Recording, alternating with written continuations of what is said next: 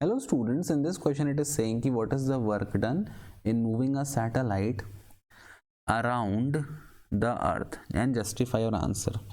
तो जब देखो सैटेलाइट का ऑर्बिट कैसा होता है, सैटेलाइट का ऑर्बिट होता है सर्कुलर, ठीक। ये एक सर्कल है, ये सेंटर है, okay, this is the centre and this is the radius. अब जब सैटेलाइट घूमती है, ये मान लो यहाँ सेंटर ओ पे अर्थ है और यहाँ पे सैटेलाइट है। जब सैटेलाइट घूमती है तो कौन सा फोर्स उसको ऑर्बिट में स्टेबल रखता है? That force is centripetal force and centripetal force is always acting towards the centre. अब अगर मुझे सैटेलाइट की वेलोसिटी निकालनी है तो मैं क्या करूँगा, मैं इस पॉइंट पर एक टैंजेंट ड्रॉ कर दूंगा। क्या ड्रॉ कर दूंगा? टैंजेंट, ठीक। So this is a tangent. Tangent क्या होती है? ऐसी लाइन जो सर्कल को एक पॉइंट पर टच करती है लेकिन इंटरसेक्ट नहीं करती। तो ये इसकी वेलोसिटी आ गई या ये इसका डायरेक्शन ऑफ डिस्प्लेसमेंट आ गया, एस।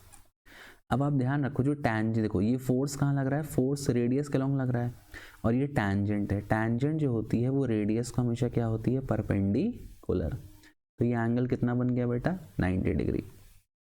तो only thing you have to memorize is कि work done in case of circular motion is always 0 because angle between force and displacement is 90 degree, है ना। और cos 90 कितना होता है? cos 90 होता है 0 और वर्क का फॉर्मूला क्या होता है? वर्क का फॉर्मूला होता है Fs cos थीटा, ठीक है। तो आप बस इतना ध्यान रखो, आपको कभी भी क्वेश्चन आए, MCQ में आएगा 1 नंबर का, this is a 1 mark question और ये पक्का आता है पेपर में, बहुत इंपॉर्टेंट है।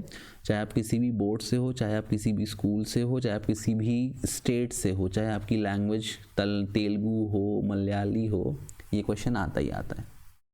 तो what you have to do, you have to simply write कि in case of circular motion work done is 0 और अगर रीजन पूछ ले तो रीजन क्या लिख दोगे? Angle between force and displacement is 90 degree, ये आपको रीजन लिख देना है, बस खत्म। I hope it is clear to you. Thank you for watching.